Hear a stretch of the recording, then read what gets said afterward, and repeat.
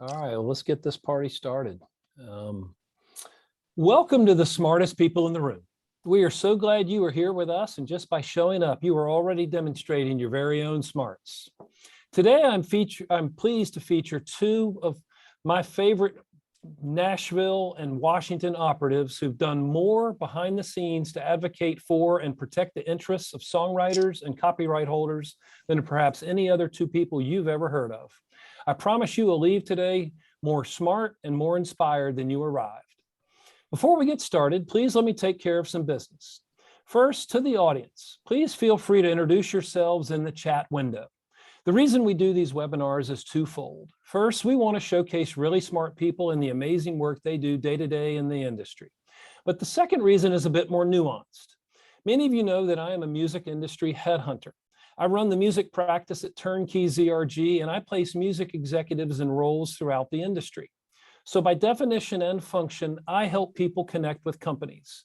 And in this series, my goal is to help you make more connections, and I invite you to take full advantage of that opportunity. Specifically, I invite you to engage with the speakers and the other attendees in the chat of the Zoom. Please introduce yourselves, share your LinkedIn profile, say hello to your friends, and please make some new ones. And ask questions of our speakers. We will try to address as many of those as possible during the session. Also, please make sure your chat is set to address everyone, not just the speakers. I want to thank our program sponsors for without their support, we couldn't keep this free. Special thanks to First Horizon Bank, Turnkey ZRG, the Tennessee Entertainment Commission, MedJet, Tennessee Brew Works, Project Music, and Cushmaster's brand of CBD products. So let's get down to business.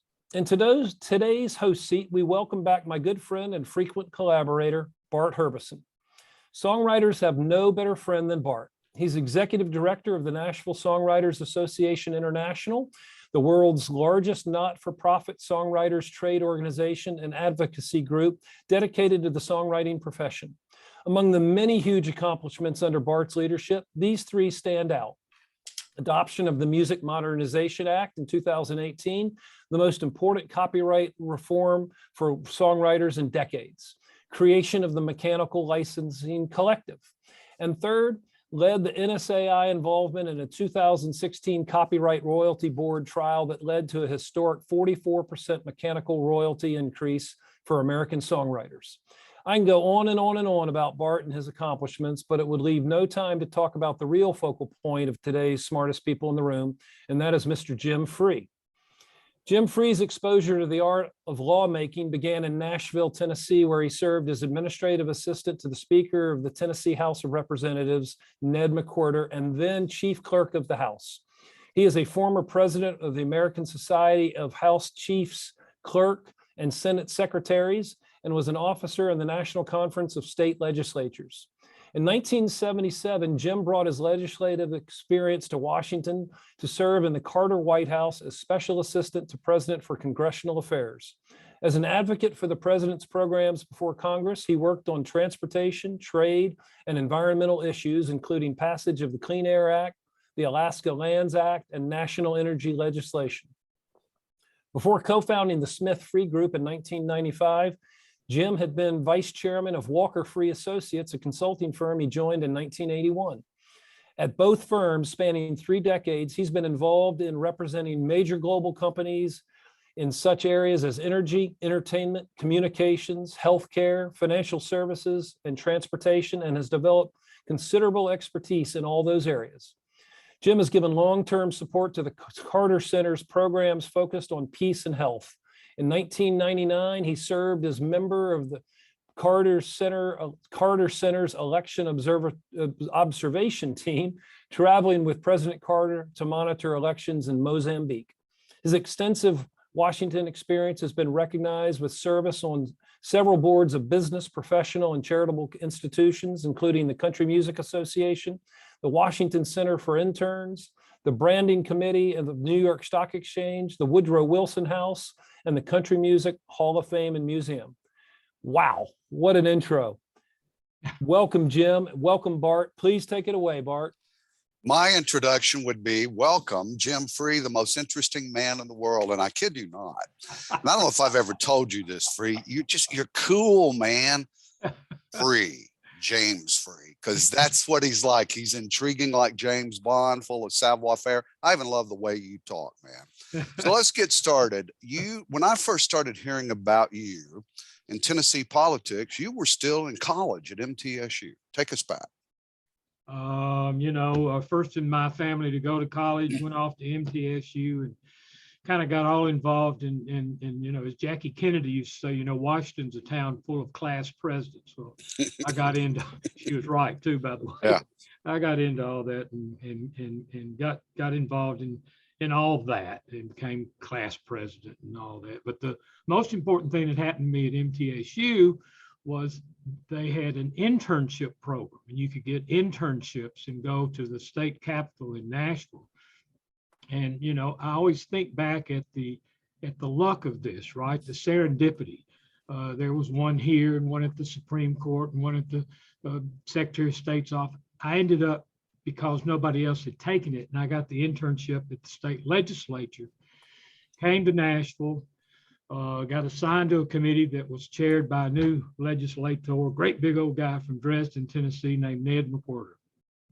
Changed my life, right? I became Ned's guy, and he went on to be Speaker of the House. And I got to be the Chief Clerk of the House, but all that started at, MTSU. So you were, I don't think people quite understand that. You ran the Tennessee House of Representatives, the calendar, everything. How old were you, Jim? Because usually that's somebody that's had decades of experience. You're in your 20s, right? When I became the chief clerk, I was the youngest one in the nation. I was 22 years old. Wow. It was a different era. It was very bipartisan back then. I also worked for Governor McWhorter. We were both mentored by him. You certainly at a much higher level than I ever was. But what was the tone of the legislature then? John Bragg, Bill Jenkins, was it DNR or was it something else? And this is still true in a lot of our legislative politics. These issues, become sometimes economic, et cetera, and they'll become more about urban and rural. Mm-hmm. Right. So the West Tennessee rural guys and the East Tennessee Republican rural guys, were in alliance on a lot of the appropriation situations, with the Memphis guys and the Nashville guys and the Knoxville Republican guys and the Chattanooga kind of forming their own coalition. But the thing that's most wonderful about that period of time in politics on Capitol Hill is everybody got along. Yeah. Nothing was ever made personal. It was all about coming together to compromise and move forward. That's what this whole thing's built on, compromise. From the beginning, they couldn't get a lot of the Southern planners to go along with this Constitution thing. And Alexander Hamilton had that dinner and turned around to the Southerners, the Constitutional Convention guys, and said, how about if we move the capital from New York to Virginia? And they said, it's a deal. Yeah. So it's always been a deal. And the legislature worked that way. You worked to compromise, and everybody kind of liked each other and got along. Not so much now, I'm afraid. Music has always kind of followed you professionally, personally. I think that started with your MTSU roommate, right? Jimmy wasn't my roommate, but one of my Friends. pals, Okay. my freshman year was, a great guy who's not with us anymore, Jimmy Howard, whose mother, Jan Howard, was a Grand Ole Opry person. And, she was married to Harlan Howard, for God's sakes, who's Maybe the greatest country songwriter of all time. I think probably, yeah. So through Jimmy, I got to meet them and kind of got introduced to the Grand Ole Opry kind of through the stage door. And another great friend back in that time at MTSU was a fraternity brother named Gary Newman, whose daddy was the great Jimmy C. Newman. Jimmy C. Newman. Now, Bart, do you know what the C stands for? I don't. Nothing. He just used that to make the name sound like. That's pretty cool, actually. It's got a lyrical little factoid. Yeah. But yeah, I mean, that was a great introduction to kind of the Grand Ole Opry through those two friends. So look, it's fair to say you're a kid. You're in your 20s doing things that because you could, Jim, and because Ned trusted you. And I don't know that there's a bigger endorsement anybody could ever have than the trust of Ned Ray McWhorter. But a guy, another Southern governor, decides to run for president. How did you get involved in the Jimmy Carter campaign? There had been a meeting in Memphis about 1973. It was kind of after the McGovern debacle. And it was kind of Democrats from the tri-states of Mississippi, Arkansas, and Tennessee. There was another young guy there named Bill Clinton. I met at this meeting in Memphis. But the keynote speaker was this governor of Georgia, Jimmy Carter. And the first guy I ever heard use the phrase, "It's better in politics to have partial influence over a winner than total influence over a loser." Obviously, you know what his signal was. Well, yeah. 72. So Jimmy Carter, I think, became intrigued by Ned McWhorter, who we've already discussed what a character he was. And he gave Ned his card and said, "Call me if you're ever in Atlanta." A few months later, we're in Atlanta for some meeting, and Ned says, call him up, and I did, and they sent a car, and we went down there and spent a couple of hours with Governor Carter. And so that was the introduction. And I remember getting in the car, going back to the Red Carpet Inn or wherever Ned was staying, and said, "What was that all about?" And old Ned looked at me and said, "Well, he's running for president." Yeah, that's what that was about. So that was our introduction to Governor Carter, who, was in a class of Southern Democrats who were very progressive. Jim Hunt, right? Reuben Askew in Florida, Bill Winter in Mississippi, remember? Yep. And, there was kind of a bright future, we thought there, and we were right. Here's the story I heard. Mr. Carter makes the formal decision. He comes to Governor McWhorter, and partly ceremonial, but partly functional, says, "Will you be my Southeast region campaign chair for the presidential?" And you're too humble to say this, and I may have the story wrong, but what I always heard was, and there was some high profile person, maybe an attorney, that at Carter's urging, they appointed, and it didn't work out. And I think he left town, and Carter came back and said, "Who we're going to get?" And as the operative, and Ned told him, "If you want me to do it, Jim Free." Well, he's young, and he said, "It's Jim Free." And I believe that. Is that true? Well, it's kind of one of those memories where I still get a little uptight remembering that moment where Hamilton Jordan flew to Nashville, and we met him out at Mario's. You're old enough to remember Mario's. Mm-hmm. And I was kind of going to plead my case that I wasn't ready and I was too young and all that. And Hamilton came in, walked in, sat down, and said, "Jim, you're going to be the campaign, campaign director. Mm-hmm. Ned was going to be the chairman, but you're going to do the work." You were going to do the work, yeah. And I said, "I don't know if I'm ready for this, Hamilton." He said, "Well, let me tell you what. I'm on the 8:30 back to Atlanta, and they're putting out a press release to the Tennessean tonight." Well, so you are. It's going to be in tomorrow's paper, and that's how it all started. And again, changed my life. Well, we'll get into this in just a second, but music's always been used in politics. But even in the campaign, I think you and President Carter had a vision beyond that, which was to use it for policy too. You on the campaign, I know you met Rick Hall on the campaign, the great Muscle Shoals fame, whatever. What was that all about? Well, I ended up doing Mississippi, Alabama, and Tennessee, and in North Alabama, my headquarters was Fame. I mean, Rick was a big Carter guy. Just let me kind of like have a little office there and work out of there, and met all those great musicians, that were coming through Fame back in the day. It was an amazing thing. But let me make one clarification here. It wasn't me that knew or advocated or said, "Let's use music." That was pure Jimmy Carter. The president, his right? Relationship with Capricorn, right? He understood the value and genuinely loved the music, and so understood it. And the way that never had it been done before. The primaries coming up in Michigan, nobody knows him in Michigan. We couldn't raise 2 nickels to buy a TV ad. He would get the Almond Brothers to go to Detroit and they'd sell out the biggest room in Detroit, and we'd go to the TV stations, and if you will, on credit, buy the political ads, and then pay for them with the take from the Allman Brothers concert. So he did that. I mean, who had ever heard of Jimmy Carter in Oregon, right?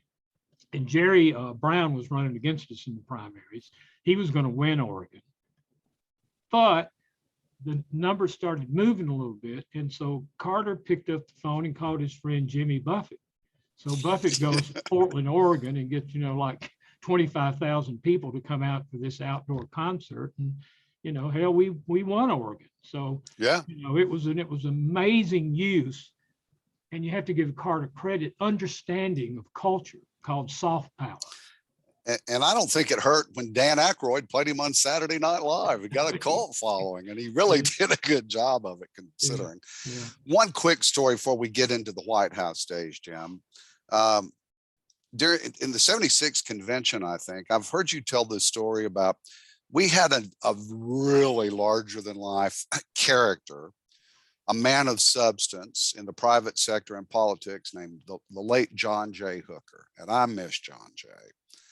But that's through John J. Didn't you meet Jackie O? It's 76. It's New York City. And I'm from Murray County, right? I understand the long. That's farms, y'all. So John J. and I are walking together to a lunch, and I'd already noticed coming down the sidewalk was this tall, gorgeous woman with great big sunglasses on, and all of a sudden this woman says, "John J," and jumps up around his neck. And John J. said, "Meet my friend Jim Free." And it was Jackie O. It was Jackie Kennedy, right? Who he knew from his earlier days in politics with the Kennedy family. Well, kind of a memorable moment. We're about to get into some White House stuff, but first, you were with 3 American presidents yesterday in a solemn moment. What was that? My dear friend Madeleine Albright passed away, and yesterday was her funeral at the National Cathedral. And kind of being around this town for 40 years, I've been to those kind of state events before, but I've doggone if I've ever been to one where you had President Biden gave a eulogy, President Clinton gave a eulogy, and President Obama was there. And oh, by the way, there were 2 or 3 or 4 heads of state of other countries that had come in. I'd never seen so many motorcades in my life, but it was a great service. And Herbie Hancock, our old friend, was there and did a performance at the service. So Madeleine was quite something. We also, the late, great, huge supporter of music issues, Vic Fazio, was also. His service was today. That's why I'm in my coat and tie. I've just come from that. Yeah. Well, and I want people to know, Jim, we know people. You are friends. These are your confidants. You have the Secretary of State that cares about your opinion. And I want to impress the gravity. You've done this. You're my mentor. A lot of us still do music advocacy, but you really started the way we use it for policy. You did that, Jim, you and President Carter, but you took it way beyond that. So we're just going to get into some bullet points and tell these stories. Gospel Picnic, White House Lawn, Shirley Caesar, and the Staple family. It had never been in Columbia, Tennessee, we call this all day singing, right? That's dinner on the grounds. SINGI, singing. Yeah. And Jimmy Carter loved that kind of music coming from South Georgia like he did. So he was the one that came up with the idea of having a gospel music singing on the White House lawn. And you're right. Shirley Caesar was there. The Blackwood Brothers was there.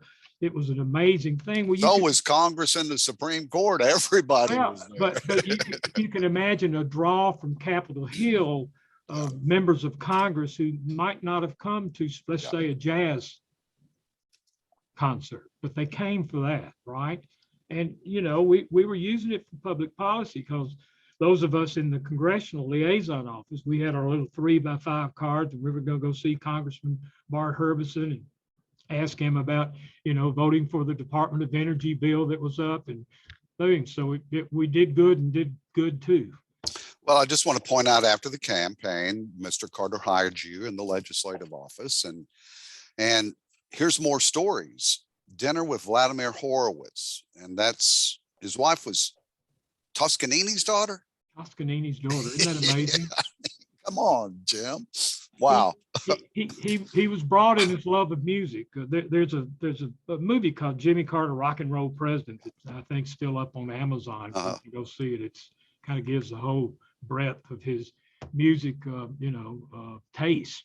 But he had, Lee and T. Price. He had a state dinner and had Vladimir Horowitz come and do the entertainment. And I was walking through the main floor of the White House that particular day, the story you're talking about, and I look in and I see Horowitz in there with his wife and the chief butler of the White House, and he had determined that the sound was not right in the East Room of the White House, and he wanted it softened.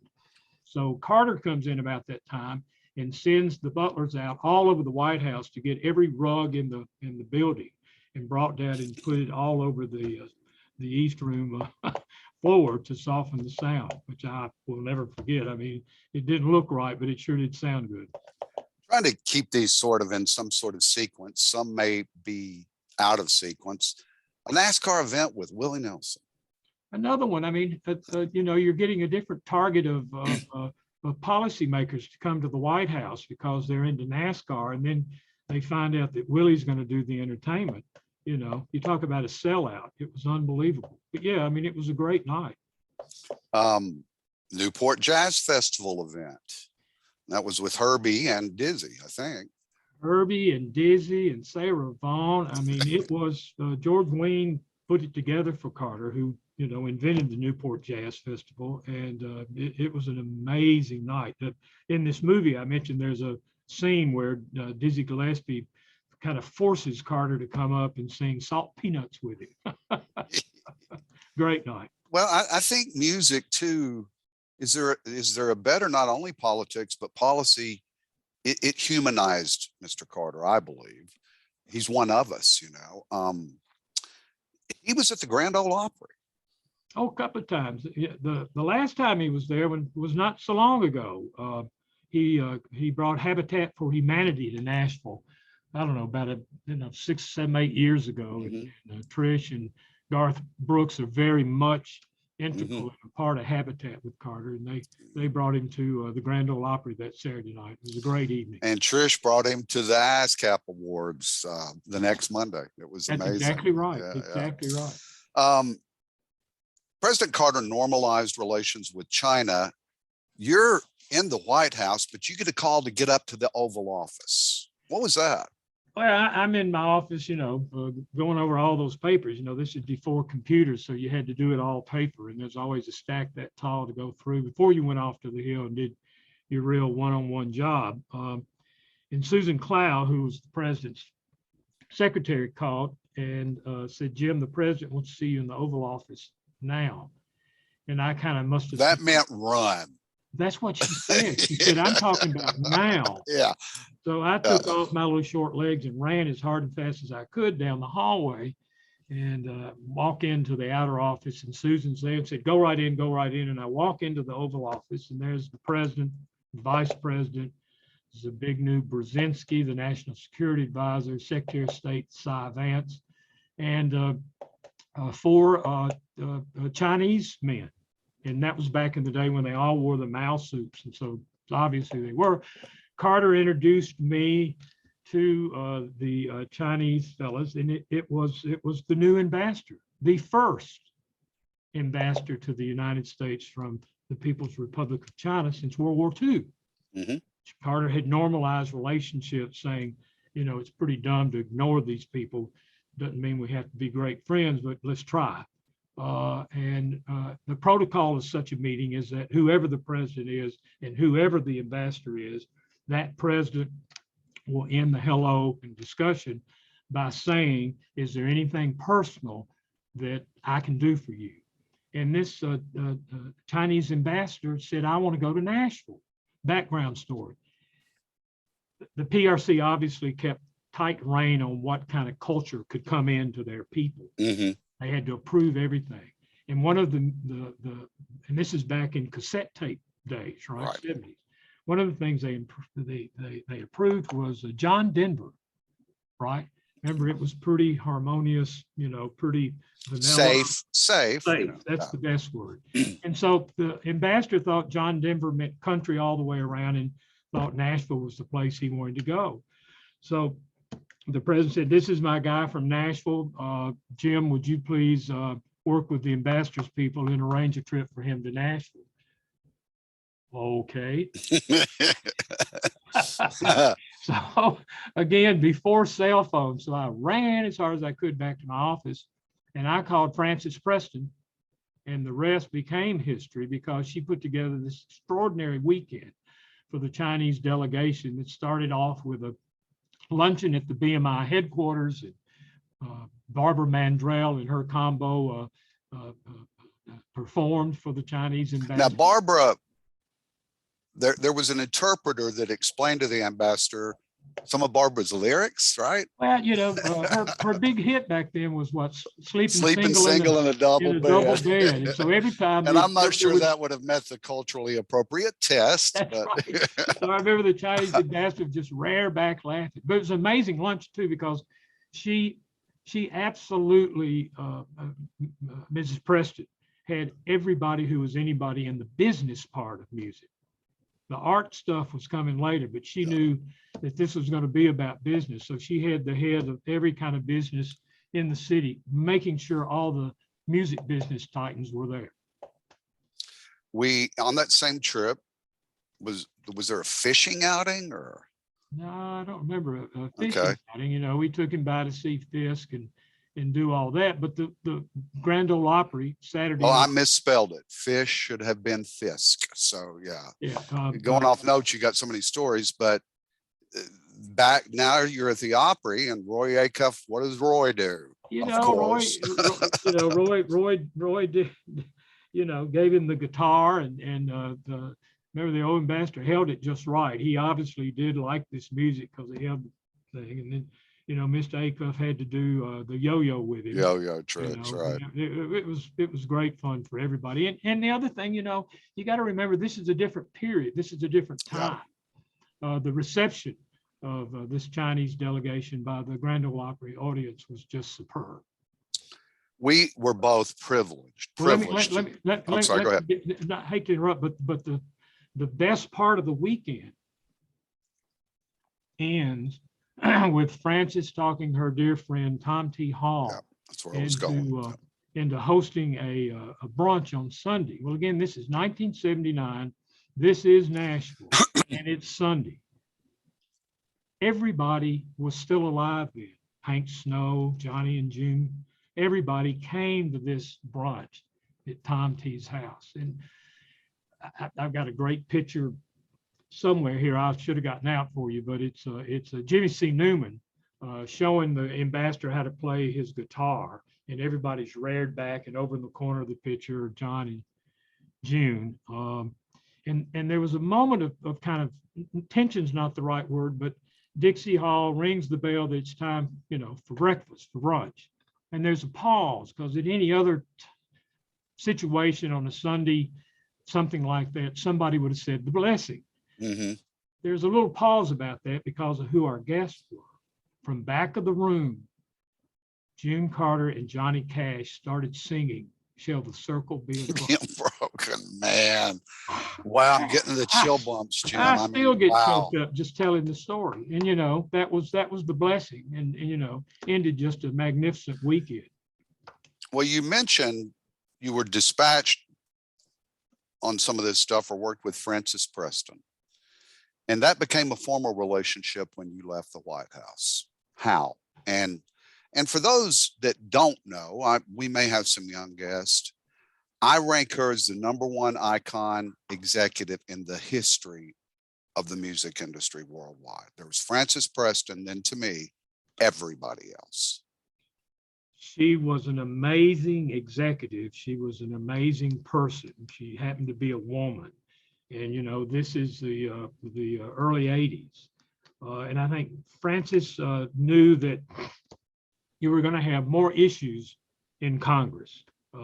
You've got this strange kind of relationship where you're your clients, the people that are paying you money, are also somewhat your adversaries, because you're kind of having to make them pay you a performance royalty. So there were always, people involved in that food chain who were trying to go to Congress and say you didn't have to pay for this many square feet of a bar or a restaurant. And broadcasters were coming saying, we want to exempt jingle music and theme music. We got to tell that story later. But Frances decided she wanted kind of somebody to do her business in Washington. And she, again, gave me this great honor of coming to me and asking me to kind of fill that role. And I did.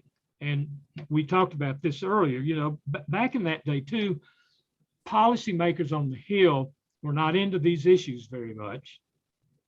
And I swear to goodness, I would go in some of those offices and they thought I was there from IBM. Yeah. They'd never heard of BMI, right? And as you so well proved in this last big fight on the Hill, the ammunition we have will always work if you program it right. So I started bringing, all the Charlie Daniels and Larry Gatlins and, all those great musicians and songwriters who were also artists to Capitol Hill, and got in every office I needed to get in. I'm going to go down a long list of these stories. So I'm going to start with Marvin Leith was a congressman that liked to sing, right? That liked to try to sing. So he truly thought he could, and would cut off a finger to be any one of the highwaymen. They were his idols. He would throw a big party in the Longworth cafeteria and set up the Navy band, would do the background, and he would do most of the singing. So I came up with this idea and went to Frances, and boy, she was all over it because she got it. And I said, it doesn't have to be some big star, but if we could just have a BMI songwriter who's good to come do this, I mean, you would go a long way down the road to having them not know it's IBM. Well, she came back and said, I've got this young guy who's great. He's not quite, hadn't broke yet, as we'd say in the business, but he's terrific, right? who was that, Jim? Vince Gill. Vince So anybody, Gill. when you see Vince, say, I hear about your great show in the Longworth cafeteria.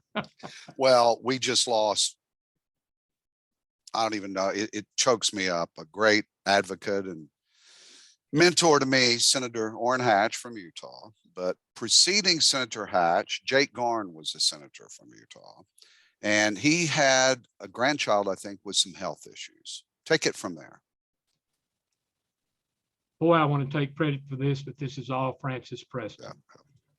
Jake comes up with an idea to raise money for the Children's Hospital in Salt Lake City. And it's going to be a big weekend of skiing in Park City, Utah.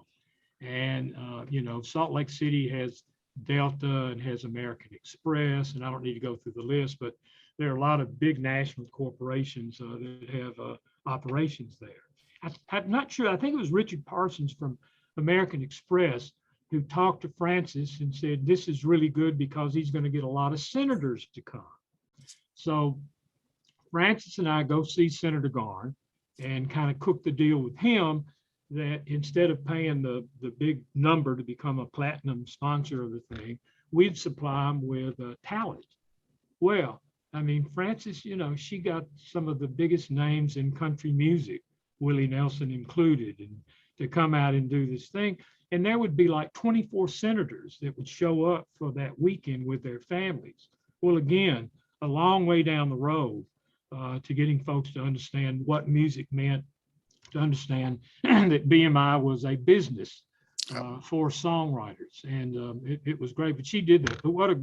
But can you imagine 24 senators under one roof? And getting to talk to them privately in that setting about our issues. Asleep at the wheel, all these guys. I think the Almonds were there, They were there one year. Senator Mike DeWine wanted to introduce some legislation that would have been devastating. It would have made a lot of the music works for hire. You wouldn't have got royalties. And again, you mix music and policy. I think Barry Manilow was integral to that. A large piece of my professional life was, doing our Hollywood writers, because out there they like to be called composers, not writers. And there was a piece of legislation that was kind of fostered, if you will, by local broadcast television stations. And they saw no value in music for jingles and for theme music of TV shows. So they actually introduced a piece of legislation that was going to make it work for hire. So, you know, you'd have a guy like Mike Post who wrote a little jingle for something called Law and Order, and he'd get, you know, $2,000 or $3,000 and then be on the road, right? So Frances said, this is big, you got to help. And I said, bring me some folks. And so she got Barry Manilow, she got Mike Post, she got the great jazz saxophonist Tom Scott, and the delegation of the 2 or 3 groups that came in and out. But in the hearing that was had on the bill, the aforementioned people are on the panel, and this wonderful, wonderful fellow who's gone now named Earl Hagen. And Mr. Hagen wrote the theme song for the Andy Griffith Show. Yeah. Remember the walking down with the fishing poles and the whistling part. And he actually whistled.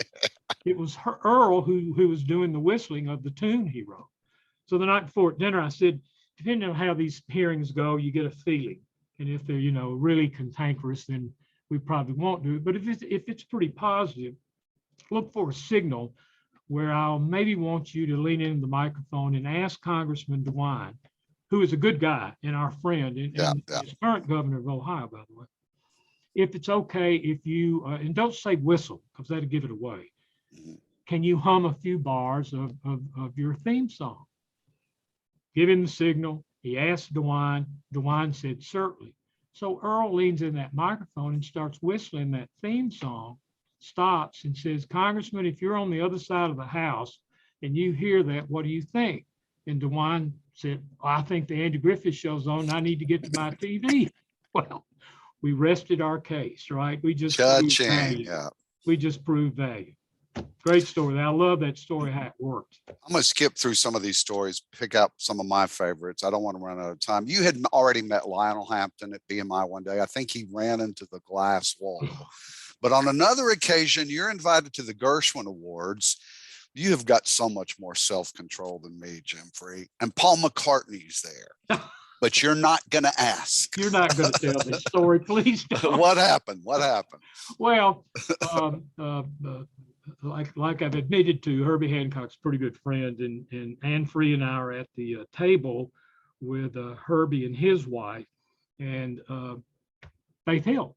And we had all been briefed. You get briefed before you go to those kind of things. And I can completely agree and understand this, but Sir Paul does not like for you to grab him, whirl him around, and make his picture for all kinds of reasons. One, you can probably sell that picture.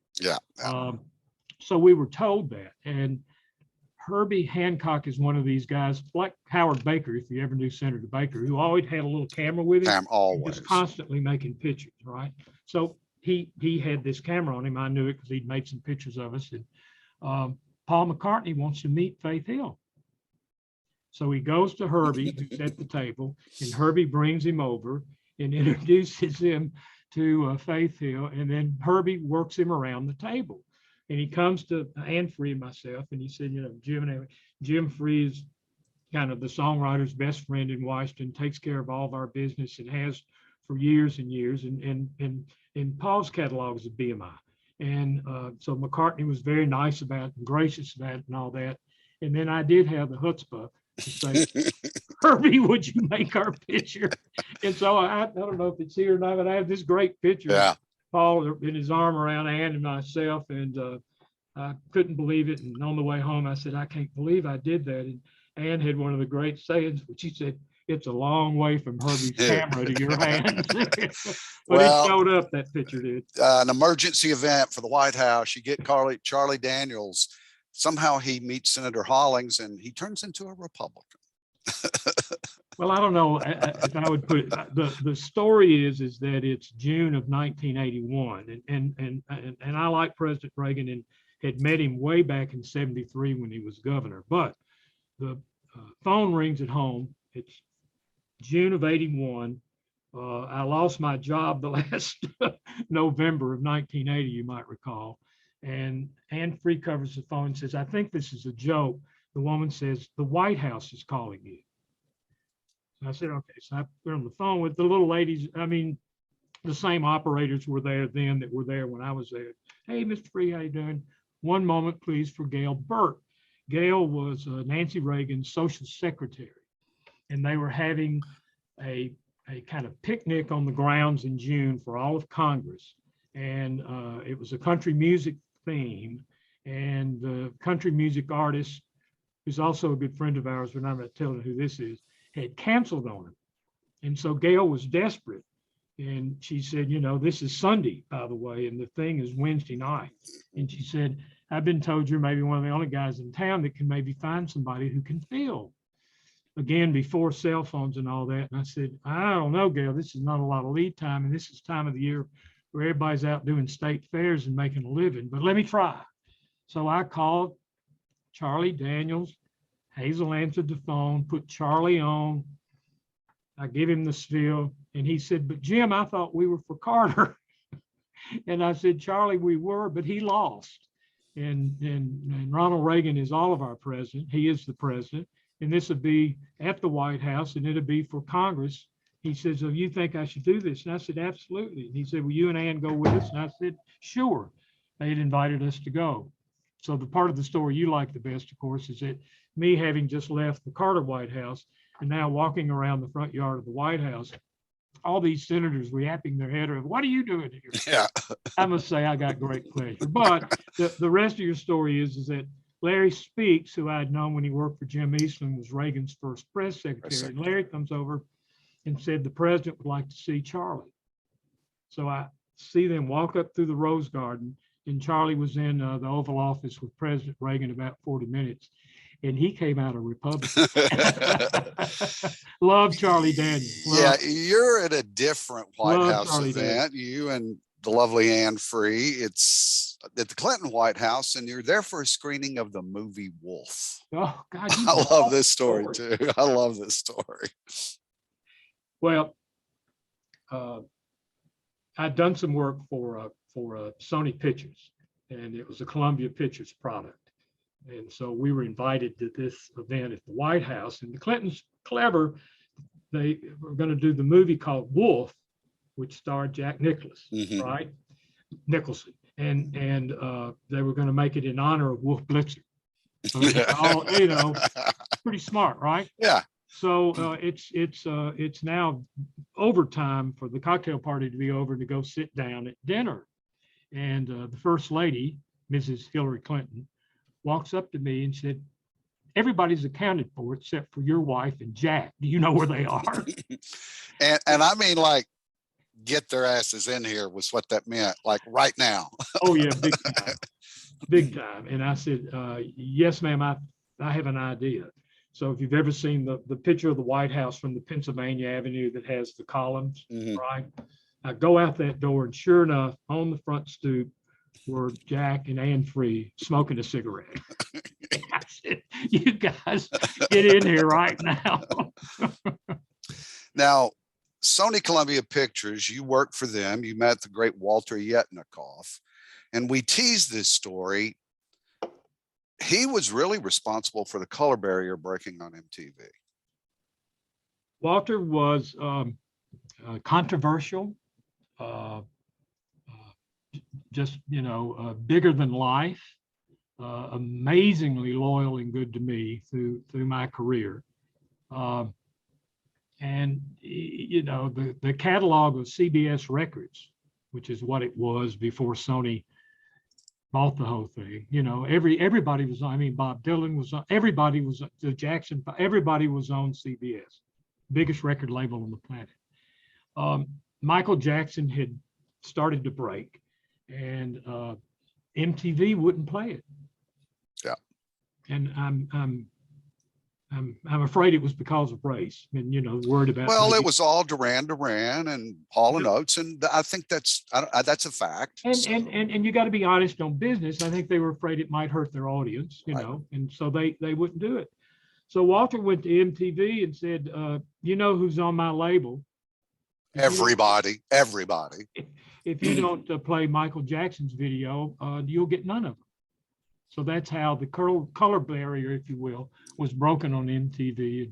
the rest is kind of history. But Walter did that. Free range. What else do you want to say about Walter and your days there? Because you did important things there too, Jim. Well, my dear friend Tipper Gore and Secretary of State Jim Baker's wife got on this issue of some pretty tough language and some music. But when you get into doing something on that, you bump straight on into the First Amendment and artist rights and all this stuff. And so they had a couple of bad hearings on the Hill. You remember Frank Zappa, which is always used. But they kindly, I think, and this was I give Tipper credit for this compromise. Again, that's what you strive for, is something that will do good, compromise, and neither side, can be for it. So Tipper's idea is that you put the lyrics on the jacket of the album. Instead, it was like buying a can of soup. You need to know what the ingredients are. Don't parents have the right to know that? Walter never kind of grasped that. And the fight was costing too much energy and for not, I thought, too much reason. And let's just get on with this. And Walter wouldn't budge. So I finally asked Tipper if I got Yetnikoff to come down to Washington, would she meet with him and, if you will, plead her case or explain it? She said yes. Walter said yes. They came down. I got Jim Cooper, Congressman Cooper, who had a house on C Street right behind the Cannon office building. And I said, can I borrow your living room for about an hour, middle of the day, some Wednesday, whatever it was. And so Walter and Tipper and myself met, and Tipper explained that all she wanted was kind of the ingredients, if you will, just put the lyrics on the album. Walter said, "Oh, I have no problem with that." So the deal was cooked. But Walter was a leader. I mean, he was the biggest record company, so he was a guy to be dealt with. But he would always try to come to an agreement. Well, Ken Burns is maybe the greatest documentarian ever. He is. And he's also smart, because when he decided to do country music, he brought you on board as an advisor. Recall that experience for us, Jim. A guy I'd known from the '76 campaign, a wonderful fellow named Dayton Duncan, writes all of Ken's scripts, or most of them.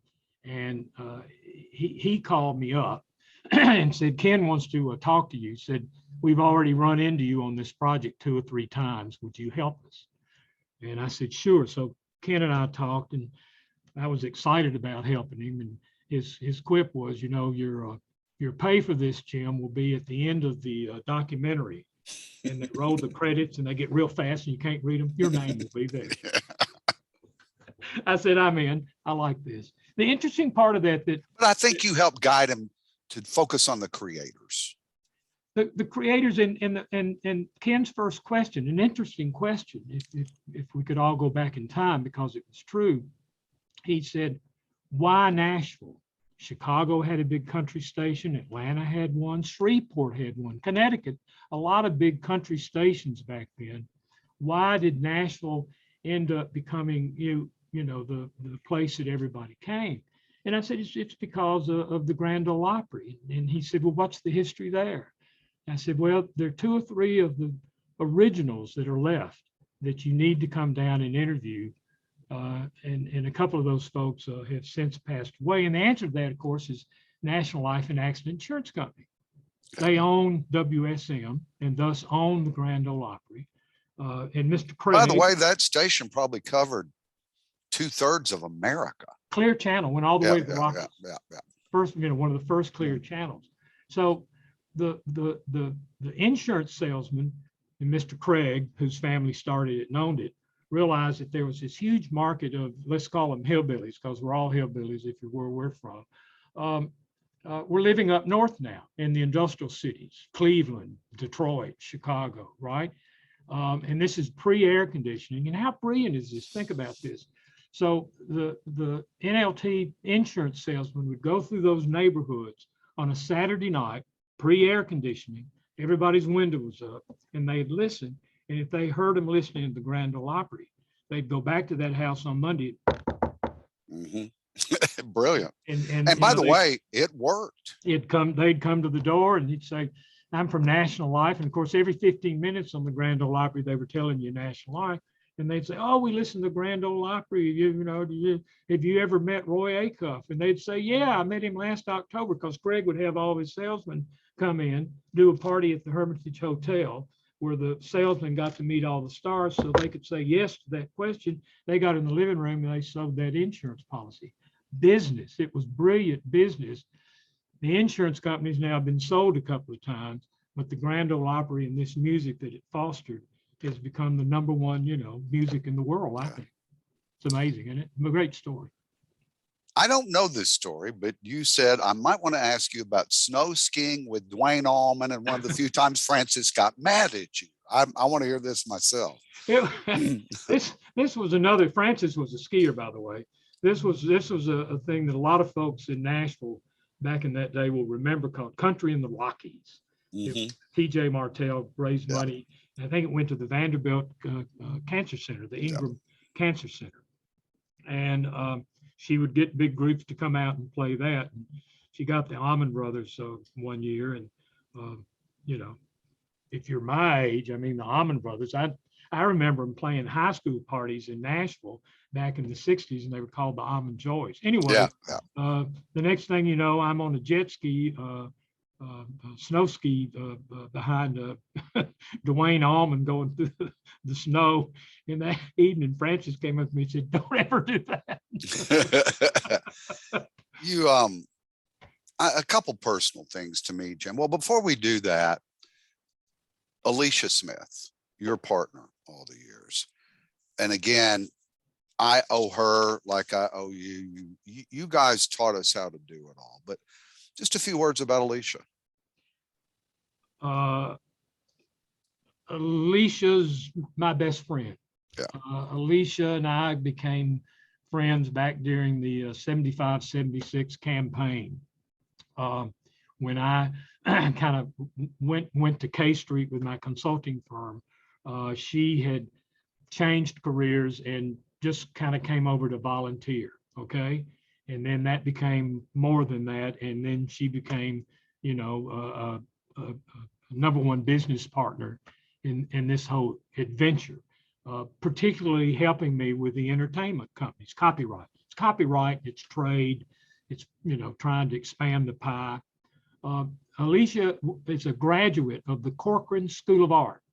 So my favorite story of Alicia is her sitting, in, the name a law firm, Aiken Gump conference room with all these Yale, Harvard lawyers who got, their degrees in copyright, and they would be talking about some quirk in the law. And the Corcoran School of Art, Alicia Smith, who's a very diminutive woman, would clear her throat and lecture these young lawyers on what it was really about. Mm-hmm. She was there when it was passed, and they were wrong.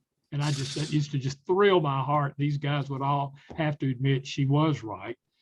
She was as good. And I learned that the hard way, man. I mean, Alicia knew what made every staffer tick. She knew the history, and let's suppose some senator disagreed with us, but she knew another issue that senator was very vociferous about and would somehow make that about music. I mean, her strategy is unparalleled, and a shout out to her from me too, Jim. Big time. We're going to be out on our hard time here, Tom, but a couple more things. Jim, I want to thank you. The last interview I did was with David Israelite, and there's me, and there's a dozen other, music representatives on Capitol Hill, but you showed me how to do it. There's nobody I look up to more than you. I still admire and respect you more than anybody, and wish I could be a little more like you. My edges are way rougher, and I will never forget, I'm a little choking up here because she passed away not long ago, bringing my mother to a Capitol Hill event, and you treated her like she was the Queen of England and treated me like I was important when I wasn't. And I love you for that, Jim Free. It means a lot who you are as a man. Here, brother, I'm saying, and we all owe you. And finally, here's the one question you asked me earlier. Are there any surprise questions? I do have one. Who do you look up to? Who was your mentor besides Ned? Who is, to me, that's Jim Free. Who is yours? I guess Jimmy Carter. I mean, Okay. You alluded to this quickly. In time, I'll be quick. This trip to Mozambique, they had no television. They had no newspapers. These people would walk for days to be able to vote. And in the middle of that, we were sent. And President Carter was not on that trip. It was a delegation from the EU and from the UN and from the Carter Center and 2 or 3 NGOs. And so the interpreter would get up to this, grass hut, mud floored schoolroom, which is most of the voting places were those, and would say, this is Joe Blow from the UN, this is so-and-so from the, Westminster, this is so-and-so from the EU, and this is Jim Free from the Jimmy Carter Center. And all these people would stand up. Yeah. This is in the darkest, deepest, part of Africa. And that's when I realized that where there was no communications, they loved this man because he had been the only Westerner who had come in there and tried to cure guinea worm and all these terrible diseases that the Carter Center had done. And that's when I thought, wow, what a legacy to have. If just that and all the other grand things that he did. But he is a good man. Well, so are you. We look up to you. We love you. And Jimmy Carter chose well, Jim Free. Thank you for doing it. You honor me, Bart. Thank you. I got you. Guys, I hate to cut this off. This has been absolutely fascinating. Bart, as always, you are the best moderator, bar none. Hard stop on that. And Jim, I'll admit I knew very little about you prior to Bart's introduction, and this has been absolutely mesmerizing. And I know you guys left plenty of great stories for version 2 of this at some point down the road. If you would please honor us and consider coming back at a later date. Please. So to the audience, you got a real treat today. And Jim, honestly, the stories that you shared made me. By the way, Jim, when is Free writing the book? I stay on him. I'm relentless. Jim Free. Write that book. Right. Amen. Seriously, Jim, what you were describing in the way politics used to be. Yeah. It's such a crying shame of the way politics is today. And it's just, I put even in the chat here a comment about that. It's such a shame, but I wish we could go back to the days when you and Carter and even guys on the other side of the aisle were at least figuring out ways to get to compromise. I think we can. I don't lose faith in our system. It's the best in the world. And, we've been through Watergate and we've been through, Clinton had a bump, and there are all these problems that occur, but our system somehow seems to come back around and correct itself. And it's going to be through music. The only unanimous thing through that contentious Judiciary Committee in both houses was the music modernization. I agree with Jim Free. And let's make it happen. And Bart and David and the RIAA folks did that in a new kind of Congress to get that bill passed. But it makes a light at the end of the tunnel for songwriters. Thank you, Bart. Well, listen, gentlemen, thank you to both of you for all your great work over the years. Please keep it going. And Jim, I'll echo what Bart said. Get writing that book now. Write that book. Both of them. Let's do chapter 2 of this. This is more fun than writing a book. All right. You all take care. Stay safe. Be nice to everybody. Audience, do the same and get a shot. See ya.